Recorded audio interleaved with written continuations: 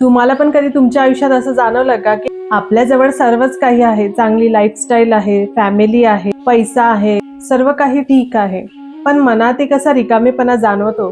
कधी तुम्हाला असं जाणवलं का? कारण मी असं माझ्या आयुष्यात अनुभव केला आहे आणि मी भक्तीमध्ये कशी जोडली, इस्कॉनशी कशी कनेक्ट झाली, हेच मी आज तुमच्याबरोबर शेअर करणार आहे. तर चला वेळ न घालवता आजच्या व्हिडिओला सुरुवात करूया. आणि हो, व्हिडिओ खूप इंटरेस्टिंग असणार आहे, तर शेवटपर्यंत नक्की बघा. हरे कृष्णा. मी नेहा सोनटक्के, म्हणजेच नीलरत्नधारी देवीदासी.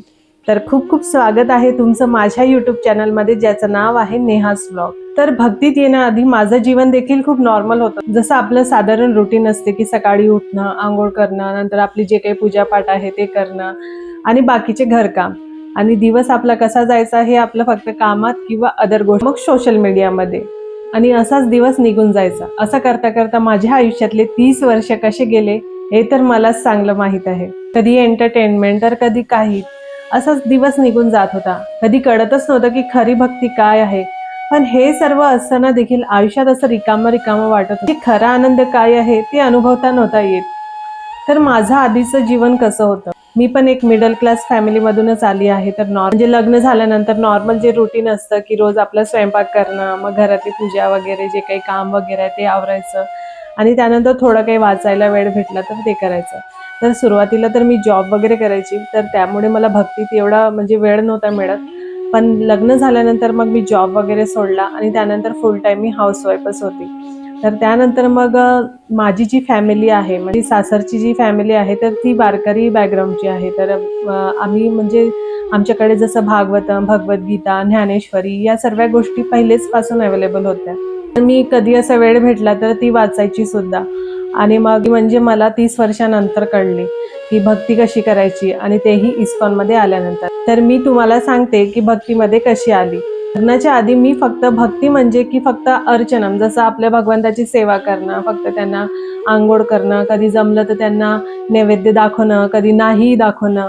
पण एक मुलाची जशी काळजी आपण घेतो तशी कधीच नव्हती घेतली. तर नंतर मग लग्न वगैरे झालं, त्यानंतर वगैरे झालं, मला एक बाळ झालं, श्रीजे झाला. मी जेव्हा प्रेग्नेंट होती तेव्हा मी ज्ञानेश्वरी वगैरे वाचायची, आणि आधी मी सर्वच उपास तापस करायची. जसं संकष्ट चतुर्थी आलं ते दुर्गादेवीचे झालं, बाकीचे जे उपास असतात, मार्गशीर्ष महिन्यातले उपास, हे सर्व करायची. पण माझा विश्वास होता भगवंतावर, आणि मी तो विश्वास ठेवूनच इतर कामं देखील करायची. म्हणजे मला असं वाटत होतं की आपण जे काही करतो ते बरोबर आहे. पण मला एक मनातून एक नेहमीच म्हणजे माझ्या मनातून एक नेहमीच असा आवाज यायचा की आपण जे करतो ते खरंच सत्य आहे का, ते खरंच शुद्ध आहे का, हे नेहमी मला जाणवायचं. तर लग्नानंतर ना मला माझ्या सासूने तुळशी माळ घातली होती. पण ती तुळशी माळ काय घालायची, त्याचं कारण काय आहे हे मला माहीत नव्हतं. त्यानंतर मला मनात नेहमी एक गोष्ट असं वाटत होतं की तुळशी माळ काय घालायची, याचे कारण काय आहे, हे घातल्याने काय होते, असे भरपूरसे असे प्रश्न माझ्या मनात यायचे. माझ्या मनातून असा आवाज आला की जोपर्यंत मला हे खरं सत्य कळणार नाही तोपर्यंत मी ही तुळशी माळ घालणार नाही.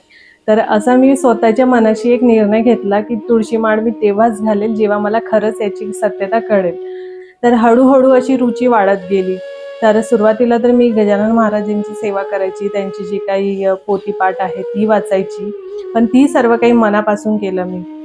श्रीजे 1 वर्षाचं झाल्यानंतर आम्ही पुण्याला शिफ्ट झालो. 1 वर्षाच्या आधी म्हणजे 2019, 20 आणि 21, तर या काळामध्ये तर तुम्हाला माहीतच आहे करोना आला होता. तर त्या पिरियडमध्ये आपल्याला फक्त घरीच राहायचं होतं. तर मी घरी राहून फक्त आणि फक्त जे माझे ग्रंथ होते ते रीडिंग करायची. म्हणजे त्याच्यामध्ये ज्ञानेश्वरी होती आणि अशा छोट्या मोठ्या जे काही छोट्या छोट्या बुक्स होत्या ते रीडिंग करायची, आणि जे काही आपले ऑनलाईन सत्संग चालत असतात तर ते ऐकत राहायची. तर ही ऐकत ऐकत ऐकत माझी हळूहळू रुची वाढली ऐकण्याची, श्रवण करण्याची. आणि मग असं ते जेव्हा आपण शुद्ध भाव कोणाचा ऐकतो, म्हणजे आपण ऐकायचं पण आहे तर ते शुद्ध व्यक्तीकडूनच ऐकलं पाहिजे, म्हणजे जो की प्रॉपर ते आचार्य असेल त्यांच्याकडून. इतर कोणाचं ऐकलं तर आपली मती देखील तशीच होते. म्हणून आपण कोणाकडून ऐकतो हे खूप महत्त्वाचं आहे. तर वृंदावनचे महाराज होते, जसं तुम्हाला माहीतच असेल, अनिरुद्धचार्यजी महाराज. तर पहिली भक्ती आमची तिथून सुरू झाली, मी आणि माझे हसबंड म्हणजे माझे प्रभूजी. तर आम्ही दोघांची सुरुवात म्हणजे माझे प्रभूजी तर बेसिकली लहानपणापासूनच ते वारकरी बॅकग्राऊंडचे असल्यामुळे त्यांना ती रुची आधीपासूनच होती. त्यांना हेही माहीत होतं की कृष्ण भगवान कोण आहे वगैरे, पण त्यांना इतकं परफेक्टली माहीत नव्हतं जसं इस्कॉनशी आपण जोडल्यानंतर माहीत होते. तर मग आम्ही जिथे राहायचो म्हणजे निगडीला, पिंपरी चिंचवडला, रावेतला, तर तिथे बाजूलाच इस्कॉनचं मंदिर होतं. साधारण 1-1.5 किलोमीटर अंतरावर असेल ते मंदिर. तर सॅटर्डे संडे आला तर आम्ही तिथे जायला लागलो. तर आम्ही आल्या 2 दिवसानंतरच आम्ही तिथे गेलो आणि तिथे गेल्यानंतरच आम्हाला तिथलं जे वातावरण आहे, तिथली जी व्हायब्रेशन आहे, तिथली जी पॉझिटिव्हिटी आहे, ते एकदमच आम्हाला अशी पकडून घेतल्यासारखी, म्हणजे भगवंतानीच आम्हाला असं पकडून घेतल्यासारखं झालं. कारण आम्ही कधीच इस्कॉनमध्ये गेलो नव्हतो. मला तरी स्पेशली माहिती आहे की मला इस्कॉनची काहीच माहिती नव्हती. इस्कॉन काय आहे, काय इस्कॉनमध्ये काय करतात हे काही माहीत नव्हतं. फक्त आम्हाला माहिती आहे की इथे मंदिर आहे, इस्कॉन आहे, असं आहे, जायचं. मग आम्ही दर्शनाला गेलो तर तिथे गेल्या एवढं सुंदर वाटलं. ते हरे कृष्ण महामंत्र ऐकून, ते हातात माला जप करून हे आपोआपच आवडायला लागलं. आता याच्या मागे पण एक कारण असू शकते. आपल्याला कुठलीही गोष्ट का आवडते, कारण आपल्या मनात एक सूक्ष्म आत्मा आहे. आपला जो आत्मा आहे तो सूक्ष्म आहे, तर त्याला सगळ्या गोष्टी आपोआप कळतात. पण आपलं जे शरीर आहे, आपली जी मती आहे, याला समजण्यात थोडा वेळ लागतो. तर कोणाला भक्ती मिळाली आहे तर त्याच्यामध्ये 2 साईड असतात. एक तर त्याला वाटते की त्याला स्वतःहून केलं पाहिजे आणि दुसरी साईड वाटते की कोणीतरी त्याच्याकडनं जबरदस्ती करून घेत आहे. तर आमच्या बाबतीत असं झालं की आम्ही गेल्या मंदिरातच आम्हाला पहिल्या दिवशीपासूनच त्या सगळ्या गोष्टी आवडल्या. जप करणं, हरे कृष्ण महामंत्र कीर्तन करणं, ते नाचणं, तो प्रसाद छान सात्विक आणि इतर सगळ्या गोष्टी. तर आम्ही जसं फर्स्ट टाइम गेलो होतो तर तेव्हा तर अनोळखीच होतं, कारण पहिली वेळ होती ती व्हिजिट केल्यानंतर.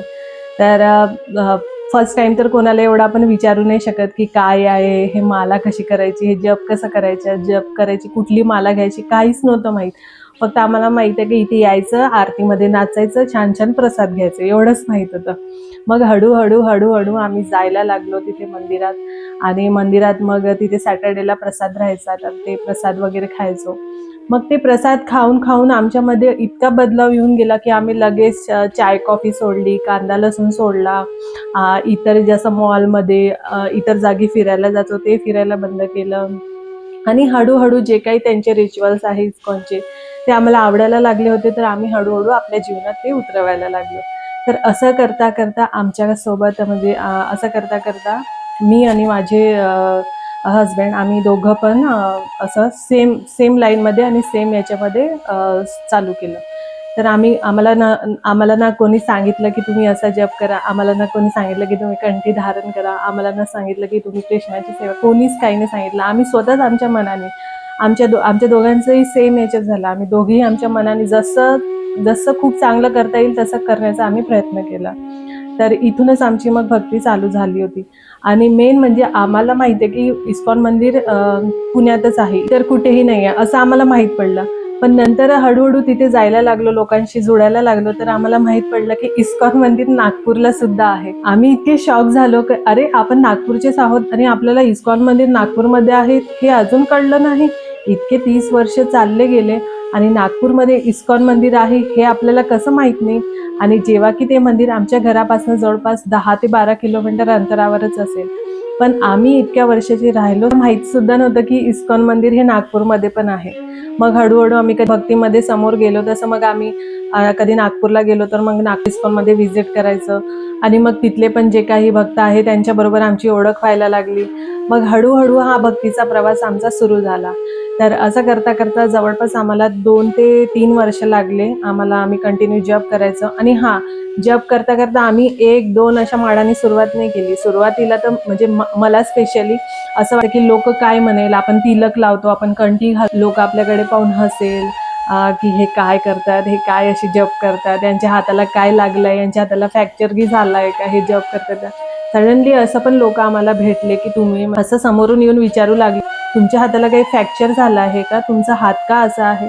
मग आम्हाला कळलं की वा, म्हणजे आपण जेव्हा भक्तीत आलो तेव्हा आपल्याला सगळ्या गोष्टी माहिती पडल्या. पण जे नवीन आहे, ज्यांना अजूनही इस्कॉन माहीत नाही, त्यांना हे समजतं की हातात जपमाला असली म्हणजे आपला हात फ्रॅक्चर आहे.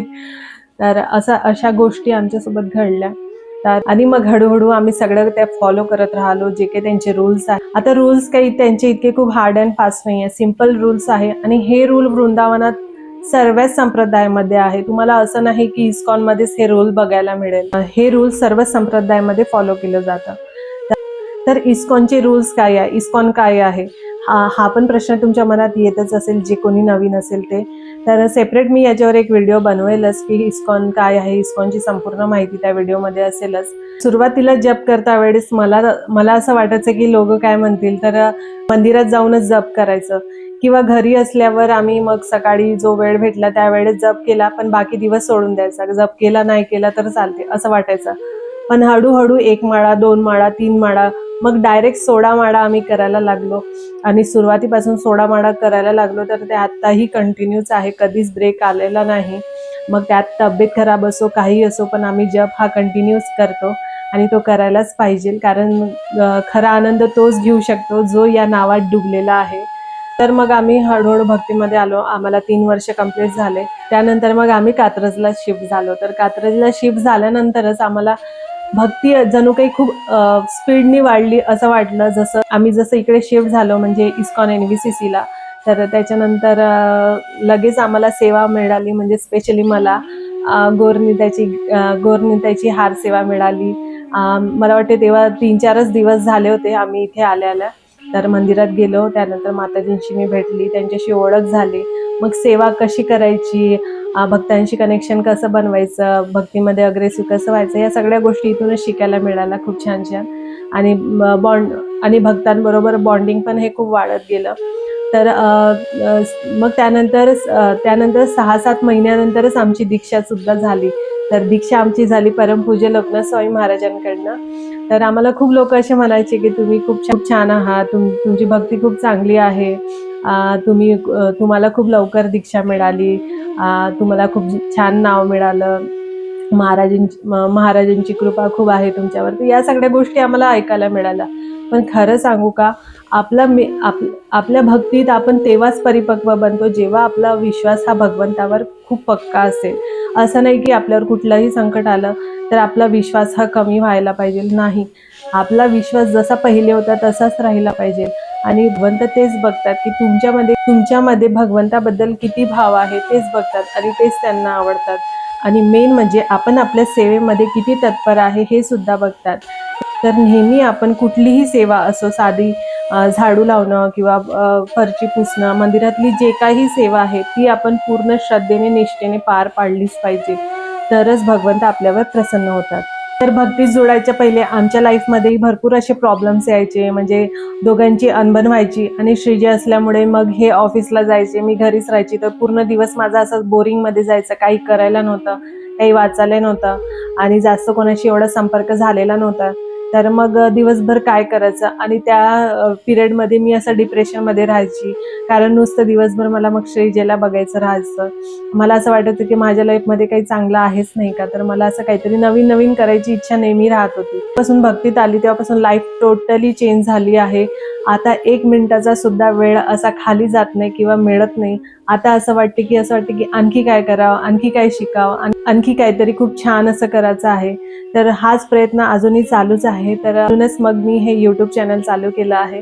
कारण मलाही कुठे ना कुठे असं वाटत होतं की मी माझ्या लाईफमध्ये करत तर आहे, पण मी जे छान छान गोष्टी अशा अनुभवता आहे तर त्या मी तुमच्यासोबत शेअर करावं असं मला वाटलं होतं. तर म्हणूनच मग मी हा यूट्यूब चॅनल चालू केलेला होता. आणि इस्कॉनचा एकच ध्येय आहे, आणि तो म्हणजे भक्तीचा प्रवास हा करत राहा. तर म्हणूनच हा पण एक निर्णय असू शकते की भक्तीचा प्रचार हा केला पाहिजे. आणि असं नसतं की आता तुम्हाला भक्ती मिळाली तर तुमच्या आयुष्यात कधी दुःख येणार नाही, तुमच्या आयुष्यात आता सुखच सुख आहे, असं वगैरे नसतं. तुमच्या आयुष्यात जे काही सुख येतं, तुमच्या आयुष्यात जे काही दुःख येतात ते तुमच्या कर्मानुसारच येतात. असं काही नसते, कुणाच्याही आयुष्यात कधी काय येईल हे सांगता येत नाही. तर त्यासाठीच आपण नेहमी ही भक्ती कायम अशी ठेवली पाहिजे. आणि त्यासाठीच खूप महत्त्वाचं आहे ते म्हणजे जप. जप हा आपण निरंतर केलाच पाहिजे, त्याला कधीच सोडायचं नाही. सुरुवातीला तुम्ही 1 माळा करत असाल तर ती 1 माळा तुम्हाला दुसऱ्या दिवशीही करायची आहे. कारण तुम्ही तो संकल्प घेतला आहे की मी आजपासून जप करायला सुरुवात करेन. तर तो संकल्प नित्य नियमाने तुम्हाला फॉलो करायचाच आहे. आणि यासाठी तुम्हाला भगवंतावर विश्वास ठेवणं हे खूप महत्त्वाचं आहे. तर आता भक्तीत आल्यापासून हे तर आम्हाला समजलं आहे की खरी भक्ती कोणाची करायची आहे, खरा भगवंत कोण आहे, हे तर आम्हाला खूप चांगला अनुभव आला आहे. आणि अशा छोट्या मोठ्या गोष्टी खूप काही माहीत पडतात, कारण आपण आयुष्यात इतक्या चुका करत जातो की आपल्याला कळत सुद्धा नाही की काय खरं आहे आणि काय खोटं आहे. पण जेव्हापासून भक्तीत आलं तेव्हापासून कळलं की खरं काय आहे, खोटं काय आहे, निर्णय कसे घ्यायचे, या सगळ्या छोट्या मोठ्या गोष्टी कळत गेल्या. आणि तर खरी भक्ती काय आहे हे तर आपल्याला इस्कॉनमध्ये आल्यावरच कळेल.